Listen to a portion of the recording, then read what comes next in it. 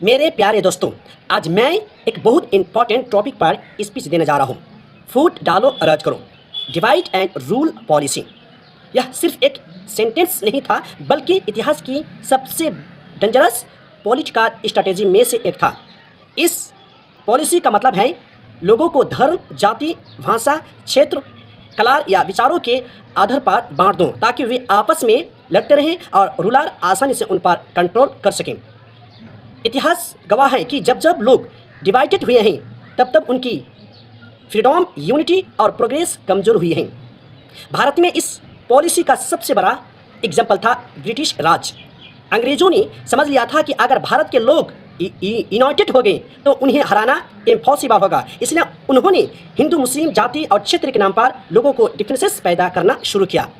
1905 में partition of Bengal इसका एक बड़ा उदाहरण था। अंग्रेजों ने बंगाल को डिवाइड किया और कहा कि यह एडमिनिस्ट्रेटिव पर्पज के लिए है, लेकिन असली मकसद लोगों की यूनिटी तोड़ना था। इससे समाज में डिस्ट्रस्ट और कम्युनल टेंशन बढ़ी।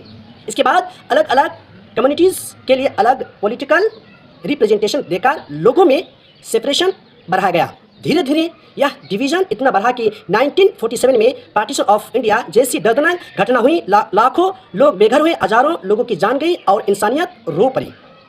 दोस्तों, डिवाइड एंड रूल सिर्फ हिस्ट्री तक लिमिटेड नहीं है। आज भी दुनिया में कई लोग और ऑर्गेनाइजेशन इस स्ट्रेटेजी का इस्तेमाल करते हैं।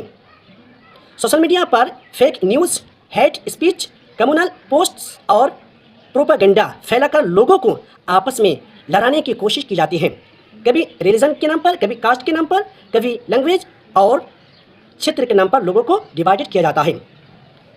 रियल लाइफ में भी हम देखते हैं कि कई बार पॉलिटिकल ग्रुप्स वोट पाने के लिए लोगों को इमोशनल, कम्युनल इश्यूज में उलझा देते हैं। लोग एजुकेशन, एम्प्लॉयमेंट, हेल्थ केयर और डेवलपमेंट जैसे रियल इश्यूज भूलकर आपस में लड़ने लगते हैं।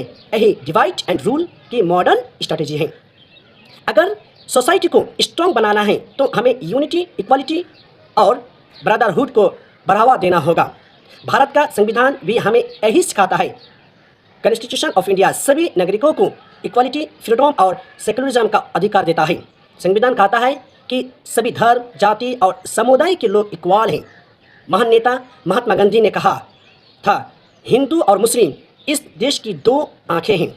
और डॉक्टर भीमराव अंबेडकर ने यूनिटी और कॉन्स्टिट्यूशनल वैल्यूज़ को भारत की सबसे बड़ी ताकत बताया है।